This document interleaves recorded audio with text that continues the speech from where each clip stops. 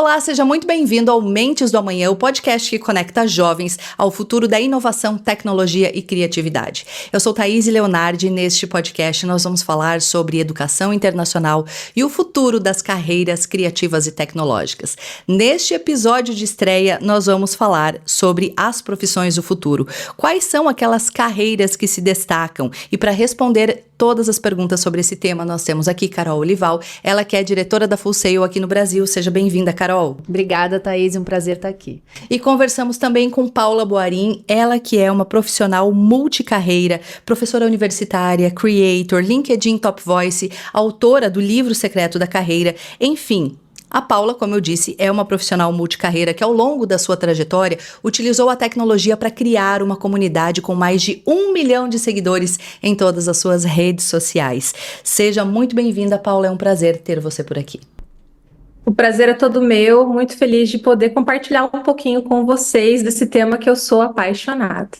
Muito bem. Paula, e para a gente começar esse nosso bate-papo, conta para a gente como é que tudo começou, de que maneira essas novas tecnologias também que surgiram acabaram impulsionando a sua carreira ao longo dessa trajetória.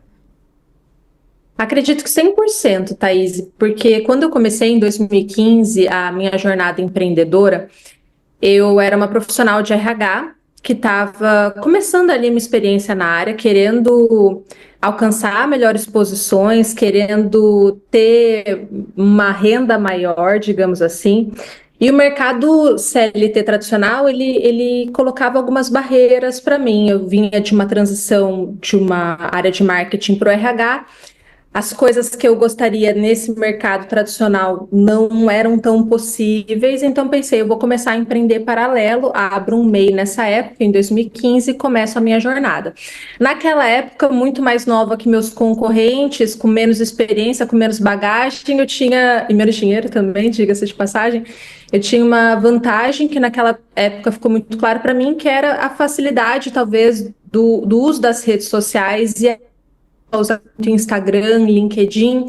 Eu sempre fui uma pessoa que abraçou as novas tecnologias. Quando o TikTok começou também lá em 2020, eu vou para aquela rede, começo a fazer conteúdo numa época que não se fazia conteúdo, e a rede, organicamente, ela foi crescendo, né? Esses seguidores, hoje já passa de 1 milhão, a maioria absoluta deles vieram de uma forma orgânica pela produção de conteúdo gratuito. Então, eu acredito que foi um ponto-chave, porque me abriu outras oportunidades no mundo real, no mundo offline, e muito por conta de uma ferramenta que está à disposição de todos e que muitas vezes as pessoas acabam não usando por mil resistências, né? Acho que esse é o ponto, e foi determinante para mim, me ajudou muito. Muito bom. Paula, e você que está constantemente em contato com profissionais de diferentes áreas e diferentes países, o que é que você tem percebido que tem sido as principais transformações no mercado de trabalho nos últimos anos? Não tem como não falar da tecnologia, de fato. Acho que a pandemia, acredito, acelerou isso muito, e eu gosto muito de pensar em fluência digital, como se fosse a fluência do falar, assim, essa habilidade de você ser capaz de usar as ferramentas tecnológicas, pensar criticamente sobre o uso dela, quando cabe, quando não cabe, entender que parte do teu trabalho você pode delegar para a inteligência artificial, por exemplo, que para mim mudou muito a minha forma de trabalhar, e vejo isso acontecendo nas empresas também. E você ter domínio dessas tecnologias e saber direcionar aquela parte do teu trabalho que talvez fosse mais operacional, mais rotineira, para que a tecnologia te ajude. E aí você vai ganhando tempo, espaço para ser mais estratégico.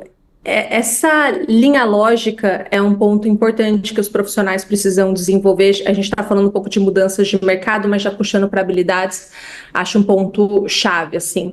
Em termos de mudança de mercado também, Thaís, eu posso pontuar aqui a questão da cultura empreendedora, né? Não sei se vocês viram, tem até uma trend recente no TikTok que é geração Z tem pavor de ser CLT. Acho isso muito interessante, é um tópico que a gente pode até dissecar em um programa dedicado à cultura do empreendedorismo, seja por uma necessidade no Brasil, ou seja por um desejo verdadeiro de poder criar algo que se molde perfeitamente a você, já era uma tendência da geração passada e parece ser um desejo dessa geração atual também, em alguns pontos.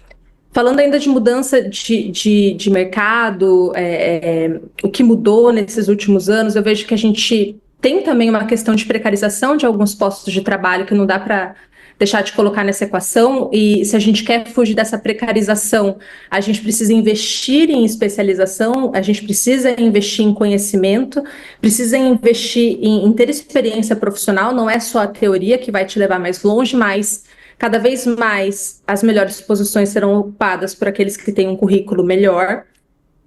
E se você quer fugir da precarização, esse é um ponto a ser considerado. As questões de saúde mental também evoluíram muito nesses últimos anos. Evoluíram, talvez eu tenha que mexer um pouco nessa palavra, porque eu acho que o fato da gente estar ranqueando ser líder desses rankings de transtornos mentais, tanto em depressão quanto em ansiedade, e ter sido levado até o ponto máximo do nosso estresse, e acho que a maioria das pessoas sente isso, essas discussões têm sido mais levadas a sério dentro das organizações e têm sido adotado como uma cultura, né? Pensar em saúde mental também é um ponto. E também penso em diversidade e as questões de equidade, assim, vejo mudanças no mercado nos últimos anos. Eu respondi a pergunta, agora fiquei com dúvida, mas sim, né? Respondeu sim, Paula. Né? Exato. Essas questões de diversidade e equidade, acho que a gente avançou muito, por mais que agora a gente olhe para fora do país e veja, né, um retrocesso em alguns ambientes como Estados Unidos, houve uma evolução importante para o mercado nos últimos anos. Não é o suficiente para sanar as nossas questões, mas é um ponto que eu acredito que vai favorecer o mercado no longo prazo também. E todas essas mudanças de mercado que a Paula trouxe aqui, Carol, obviamente impactam no surgimento de novas profissões. Porque até 5, 10 anos atrás, por exemplo, determinadas carreiras ou mesmo o uso da inteligência artificial no dia a dia era impensável para a maior parte de nós. Agora, eu quero saber, na sua visão, como essas transformações no mercado têm impactado no surgimento de novas carreiras e de que maneira as universidades têm se preparado também para formar esses alunos para esse mercado em constante transformação. A gente está vivendo uma revolução tecnológica nesse momento, né? A inteligência artificial que a Paula colocou super bem é uma das ondas dessa revolução que a gente está vivendo. A gente tem a internet das coisas, todo esse ambiente híbrido em que a gente hoje habita faz parte dessa onda de revolução tecnológica. E isso, se antigamente a gente olhava as carreiras de tecnologia como somente as carreiras de quem ia trabalhar ali diretamente com programação, desenvolvimento, codificação, hoje em dia a tecnologia está em tudo, né? Está na medicina, está no direito, está na engenharia, ela permeia todas as carreiras.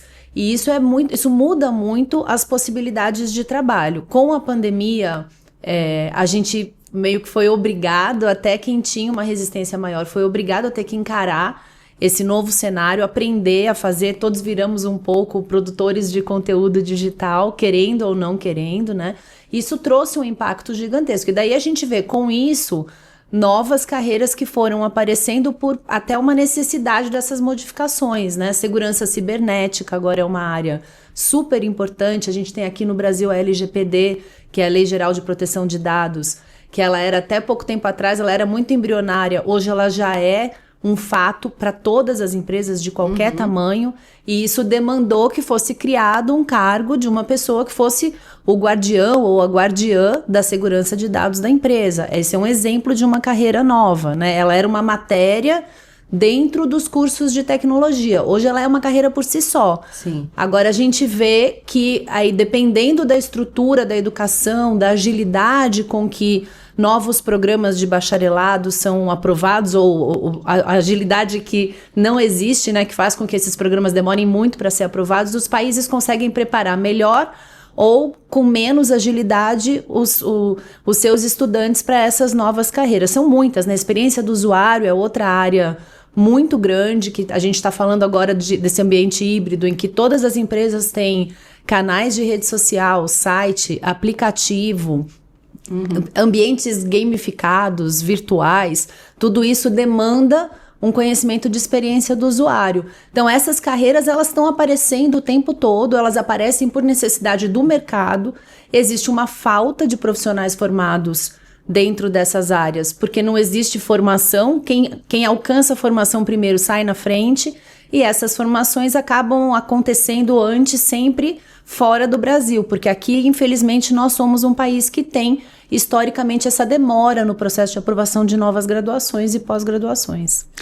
Paula, e em relação a habilidades, quais são as habilidades esperadas desses novos profissionais, tanto aqueles que estão saindo agora das universidades e entrando no mercado de trabalho, como também aqueles jovens que estão ingressando agora nas universidades? Quais são as habilidades mais esperadas pelo mercado? Eu não sei se muda muito aquele pacote básico que a gente espera e exige de todo profissional. A Carol trouxe um ponto que eu achei fantástico, que é a questão da tecnologia estar presente em todas as profissões, né? Não mais para aqueles que se dedicam somente à tecnologia. Essa, sem dúvida, é uma competência nova que a gente adiciona nesse combo que já era esperado, né? Essa fluência digital, essa capacidade de lidar com a tecnologia, de não resistir a essa tecnologia, que é uma coisa que os profissionais das gerações anteriores tinham bastante. Acho que o jovem ele já vem sem essa resistência, mas tem essas questões do pacote básico que ainda faltam, e a gente vê isso pelo próprio relato do mercado. Tem sempre, mesmo em situações de alta de desemprego, um gap de vagas abertas e pessoas querendo se candidatar a essas vagas, mas esse encontro de mercado e candidato não sendo feito de acordo com as empresas por conta de uma ausência de qualificação suficiente. Então, habilidades socioemocionais, inteligência emocional, capacidade de se comunicar com clareza, lidar com desafios, resiliência, aos cenários mais diversos, isso sempre vai ser necessário. Então, habilidades comportamentais é um dos tópicos que sempre vão ser exigidos. Eu adicionaria também nesse tópico as competências de tecnologia que a gente já bem explorou aqui. Acredito que a gente pode também pensar em estratégias de carreira, né? Esse profissional ele não pode mais só ficar à mercê da faculdade, do ensino, da instituição, entendendo que isso é um passe garantido para ele dentro do mercado. Ele precisa ter uma estratégia, e ter uma estratégia faz ele, inclusive, aproveitar mais a estrutura que a própria faculdade e universidade disponibiliza, os programas que ela tem, as iniciativas que tem a ensino científico ou qualquer outra atividade dentro da organização. Então, você ter uma estratégia, você saber se representar, fazer bem um currículo, um LinkedIn, ter essa autonomia de saber se colocar no mercado, acho muito importante. A gente também pode pensar em marca pessoal, né, Thaís, que talvez passa um pouco para essa questão que a Carol comentou de também quase todos os profissionais se tornam um pouco criadores de conteúdo, um pouco blogueiros da sua própria profissão, né? Essa habilidade de você saber colocar na vitrine o trabalho que você faz. Sim. Se hoje a gente tem um mundo offline, o mundo online ele é tão real quanto, e se você não está presente e se você não produz, você não existe, né? Você fica limitado às possibilidades que o mundo real te possibilita. Online você atende de qualquer lugar do mundo, você trabalha para fora, você trabalha remoto, você atende pessoas em qualquer lugar. Então, isso envolve saber se vender, ter uma consciência de que você é uma marca, que você tem uma reputação, que você tem uma imagem, que você tem que fazer o networking, que a gente sempre fala que é a rede de contatos. E eu acho que a gente pode inserir uma quarta dimensão, ou melhor, quinta, porque a gente falou de tecnologia, que é a questão de repertório. O que é repertório para mim? Essa capacidade que a gente tem de olhar para tudo que está acontecendo na sociedade, os movimentos que se apresentam, os indicadores, os movimentos populares, as notícias que acontecem fora e dentro do Brasil, e conectando esses saberes diversos que vão além da minha área de atuação, porque isso vai me dar uma capacidade maior de olhar o todo e tomar decisões melhores. Uma pessoa com repertório rico, ela consegue se posicionar melhor nas diversas situações que tem. Ela consegue se conectar com pessoas, ela consegue trazer inputs, ou melhor, outputs mais criativos, porque ela tem um arcabouço mais rico. Então, se você também foca apenas naquilo que você tem como área e fica restrito àquela linha de raciocínio, sem olhar para o entorno, sem olhar para o todo, você também fica um profissional limitado. Então, a gente pode pensar em carreira pente, né? Eu tenho algumas como se fosse um eixo, na verdade, de especialidade, e aqui alguns tópicos que eu aprofundo e que vai me dando sustentação para navegar nesse universo, onde eu tenho que ser um especialista com uma visão generalista. É complexo, mas é possível. É complexo, mas muito interessante essa sua visão, Paula. Carol, e de que maneira a Full Sail apoia os alunos para desenvolverem essas habilidades para além do conhecimento técnico-científico? A Full Sail é uma universidade bem diferente, né? Bastante diferente das universidades aqui do Brasil e também diferente das outras universidades dos Estados Unidos, porque desde o primeiro dia o foco da universidade foi o hands-on. Então, ela é um grande celeiro de encontro de empresas com alunos, tem toda uma preocupação de ser pioneira, de não ter medo de encarar o novo, de trazer o novo, de chamar o novo. Então, um dos cuidados que a gente tem é que a cada 6 meses existe um advisory board que vem e olha, são mais de 140 programas diferentes que a gente tem. A cada 6 meses, cada um dos programas tem a gente passa por uma avaliação de profissionais que estão no mercado e que avaliam o nosso currículo, criticam e trazem sugestões com esse olhar de quem está na indústria, o que precisa ser mudado para que o aluno saia formado, não só com toda a fundação acadêmica, mas também com uma preparação para o dia a dia daquilo que está sendo executado neste momento. Esse é um dos cuidados, né? Além de toda a parte do networking, da comunicação, da priorização, da criação de portfólio, o aprendizado baseado em projeto, esses projetos se transformando em peças de portfólio. Então, esse olhar do aprender, né, do saber, mas do saber aplicado à realidade da indústria do momento. Acho que a gente tem poderia ficar aqui horas contando tudo que a gente faz para trazer o acadêmico para o dia a dia, né? Mas acho que esse olhar do hands-on, da integração do estudo com a indústria é o que faz da gente, a nossa característica número 1 na formação da criação do profissional pronto para atuação no mercado. Muito bom, Carol. Carol, Paula, a gente vai fazer uma pausa na nossa conversa agora, porque é a hora do quadro Fatos e Dados com o César Munhoz. Vamos ver o que ele preparou para a gente hoje. Oi, eu sou o César Munhoz, artista, produtor e graduado em Entertainment Business pela Full Sail University, e estou aqui para te mostrar alguns dados e fatos sobre profissões do futuro. Você que quer trabalhar com entretenimento e esportes vai ter muita oportunidade de trabalho nos próximos 10 anos. Espera-se que sejam abertas mais de 100 mil vagas por ano, especialmente para quem trabalha com conteúdo imersivo.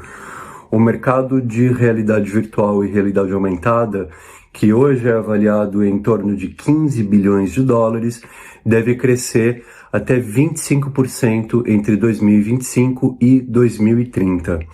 Outra coisa interessante que eu encontrei foi que a Disney acaba de abrir um departamento específico para testar e avaliar possíveis riscos e também oportunidades de tecnologias emergentes como essas que eu citei, além da inteligência artificial, é claro. Interessante a gente ver o que vai sair desse departamento e também considerando que a Disney é uma empresa líder, o que as outras empresas vão fazer, né? Já que vai estar todo mundo de olho no que a Disney vai fazer depois disso. Eu sou o César Munhoz e volta para o estúdio. Paula, anteriormente você comentou algo muito interessante, que é esse conceito de se empreender dentro da carreira. Olhar para a nossa carreira com esse viés, esse olhar mais empreendedor. Você já compartilhou algumas dicas aqui conosco. Eu gostaria de saber o que mais você tem a dizer para esses jovens, esses alunos, para que eles, desde a universidade, consigam olhar para a sua carreira e planejar a sua carreira com esse olhar empreendedor. Eu quero só retomar um ponto que eu até anotei, achei muito legal que a Carol falou, sobre o diferencial da universidade, da Full Sail, que é a questão de ter projetos que conectam com a indústria e fazem esse aluno experimentar a vida prática e real logo na graduação.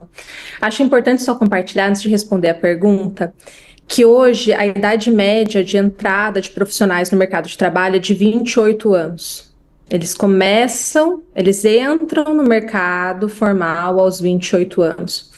E o que isso traduz, né? Antigamente a entrada ela era mais antecipada, E essa entrada tardia faz com que muitos profissionais entrem gabaritados em termos de escolaridade, aqueles que obviamente têm oportunidade, mas com esse gap da experiência que o mercado vai pedir.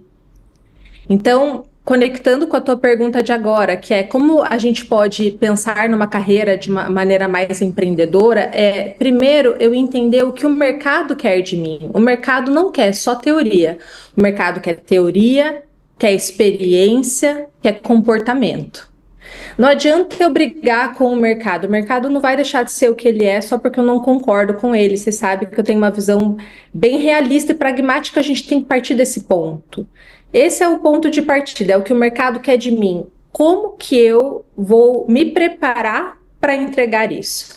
Então, desde muito jovem, você pode pensar, eu preciso de experiência, um programa de aprendizagem pode ser interessante para mim aos 16 anos.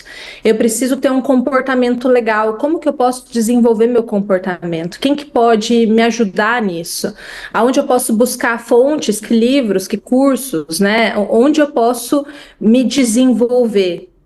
Se eu sei que o mercado precisa de teoria, ou seja, de estudo, quais são as melhores formações? Quais me ofertam aquilo que o mercado valoriza mais nesse momento? E perceba que é muito de uma forma autônoma, porque eu acho que um dos erros, talvez, da maioria dos profissionais é ter uma expectativa passiva de que o mercado vá até você, te diga o que você precisa desenvolver, te diga o que você precisa melhorar, que o RH faça isso, que a gestão faça isso, e cada vez mais a carreira está muito mais nas nossas mãos, inclusive em carreiras CLTs, inclusive dentro de organizações, plano de carreira, amarradinho, estruturadinho, como se tinha no passado, não existe mais. A carreira está muito mais você sendo capaz de identificar oportunidades, criar oportunidades até dentro da tua empresa mesmo. Às vezes a vaga que você quer não existe, mas você com o seu trabalho consegue costurar, criar essa oportunidade e ter esse olhar e esse preparo de estar pronto para quando isso surgir. Então, exige realmente um protagonismo. Não gosto dessa palavra, mas talvez não tenha outra.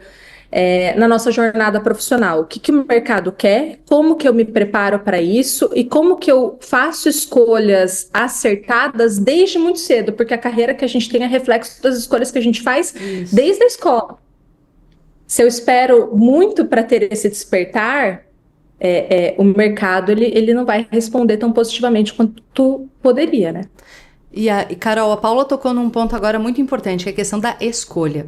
Nós sabemos que para muitos jovens é muito difícil fazer a primeira escolha de carreira.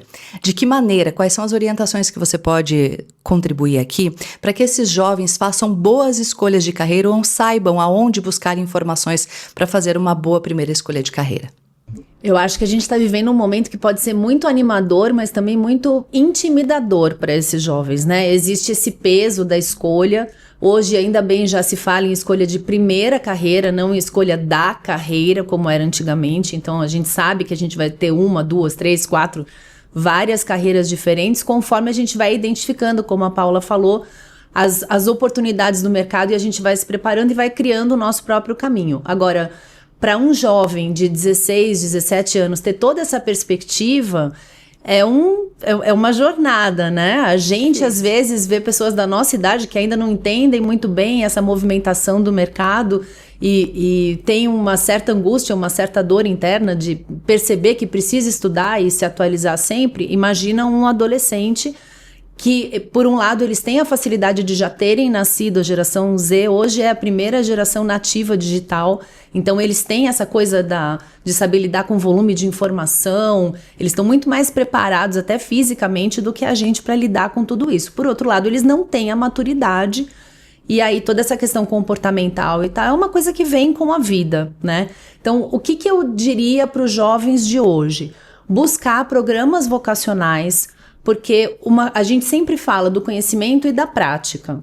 Coisas que são muito novas, tem muita gente que nem sabe que elas existem, né? Daí tá o conhecimento, você saber que existe para você poder ponderar se isso que você descobriu que existe poderia ser para você. A outra coisa é realmente entender, executando projetos, testando, validando se aquilo realmente é para você.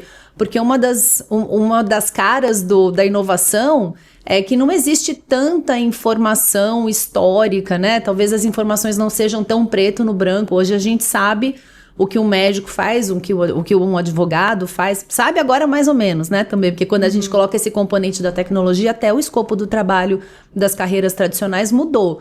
De uma carreira nova, então, o escopo é muito mais inovador, arrojado, diferente, flexível, adaptável. Então, saber, buscar conhecimento e executar esse conhecimento através de projetos, de vivências, buscar cursos. A própria Full Sail faz sempre em janeiro e em julho, a gente tem um programa vocacional que traz 8 novas áreas para que os jovens possam ir e viver, ter realmente uma vivência de entender o que é, montar projetos, buscar essa exposição e estar aberto para se sentir, perceber como se sente em cada uma dessas execuções de projeto. Acho que isso é fundamental para começar com o pé direito. Experimentar. Buscar conhecimento e buscar experimentação. Só são esses 2 pilares. Se você só tem um, você não consegue ter tanto desenvolvimento como você teria se você tivesse os 2. Além desse programa vocacional que você citou, Carol, que a Full Sail oferece 2 vezes por ano, nós sabemos que a Full Sail promove aqui no Brasil uma série de competições de áreas muito distintas. Essas competições também podem ser uma oportunidade para que os jovens entrem em contato com uma nova carreira, experimentem, testem aptidões, ou mesmo se eles gostam ou não de uma nova área que muitas vezes eles não conhecem?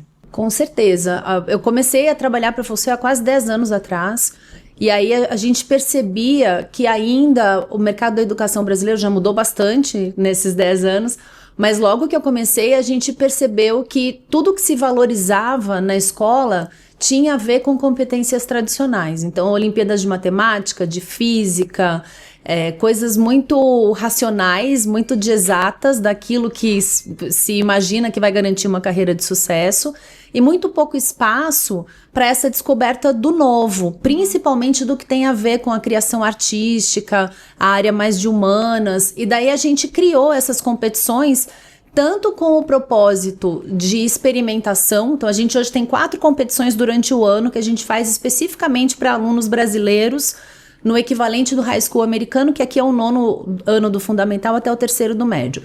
A gente tem uma competição de criação de filme, porque a gente sabe hoje, né, Paula, a importância de saber contar uma história através de vídeos. Os vídeos hoje são o nosso maior meio de comunicação, então a gente faz uma competição de filme, depois a gente faz uma competição de ideias para jogos digitais, porque o mercado dos games é um dos que mais cresce no mundo. Depois a gente tem uma competição de tecnologias emergentes, em que eles têm desafios, eles escolhem os desafios que eles querem abraçar e vão aprender a criar usando tecnologias emergentes. E por último, uma competição na área da música. A gente fala que a música é a trilha sonora da vida, né? Mas deixa um filho seu falar que quer trabalhar com música para você ver o tanto de informação que você vai perceber que você não tem sobre o mercado da música. Então tem a gente quer que os alunos possam experimentar, desenvolver projetos, e a gente quer também valorizar os jovens que executam bons projetos dentro dessa área, bater palma um pouco para os jovens que têm essas habilidades. Isso tem muito a ver com esses 2 pilares. Tudo que a gente faz, a base são os 2 pilares: trazer informação, trazer experimentação. Muito bem. Paula, nós estamos chegando ao final do nosso episódio de hoje e eu gostaria que você compartilhasse, então, quais são as suas orientações finais para esses jovens que estão agora em momento de primeira escolha de carreira. Gostei muito do que a Carol falou sobre experimentar. Eu acho que a gente idealiza muito esse encontro com o nosso propósito, né? Como se dentro de casa, no momento eureka, a gente teria essa certeza. Eu tenho a sorte hoje, né, Thaís, de trabalhar exatamente com o que eu gostaria, sonhava em trabalhar, de estar no lugar que eu estou, e mesmo estando nesse lugar, eu digo com propriedade, mesmo quando a gente faz o que quer, tá na área que quer, os dias de crise e de dúvida vêm. Então, acho que a primeira dica é: não idealize muito esse caminho. O caminho, ele não é linear. O caminho profissional não é um caminho linear. Segundo, gosto muito dessa ideia da experimentação, gosto muito dessa ideia de você investir em hobbies, de você testar, de você viver, de você se candidatar nessas competições, nessas oportunidades que o dia a dia, que a vida vão te mostrando, porque é nessa vivência que você de fato vai entendendo onde você tem mais aptidão, onde você tem mais fluidez. A gente está num momento de mundo onde hobbies podem ser transformados em profissão, onde tudo, qualquer habilidade pode ser transformada em dinheiro. Eu conheço uma pessoa que ganha super bem ganhando de gato, era a paixão dela. Conheço outra que vive de arte, conheço outro que vive de produção de conteúdo de história no YouTube. Então, assim, os caminhos, eles são diversos, amplos, e até pelo empreendedorismo e pela internet, existem muitas possibilidades que você só vai ter essa confiança, essa convicção ao experimentar. Vai ter momentos que a gente vai ter que se conectar com a realidade de eu preciso talvez trabalhar em algo que não é ainda o que eu acho mais maravilhoso ou ideal para mim, e posso também, paralelo a isso, ir fazendo planos B, traçando projetos, tendo outras atividades que vão possibilitando simultaneamente essa construção de algo ideal. Acho que também é importante dizer isso. Às vezes a gente trabalha em áreas que não necessariamente são aquilo que nos encanta num primeiro momento, mas que são o meio para que a gente chegue naquilo que nos dá o sustento e também a alegria. Então, ter essa expectativa bem dimensionada, acho que é um ponto de partida interessante para que você navegue com o pé no chão, lidando com as adversidades de uma forma mais tranquila e vendo oportunidades também, porque de fato a gente está num momento hoje de mercado onde muitas coisas podem se tornar dinheiro e profissão, depende muito do teu olhar e do que você vai fazer com as oportunidades que você tem. Muito obrigada, Paula, foi um prazer ter você aqui. Eu que agradeço, foi ótimo, muito obrigada. Muito obrigada, Carol. Foi muito bom ter você também. Obrigada a você, Thaís, e obrigada, Paula. O Mentes do Amanhã de hoje fica por aqui, e se você quer saber mais sobre a Full Sail, não esqueça de seguir e acompanhar as nossas redes sociais. Nós nos vemos no próximo episódio. Até lá!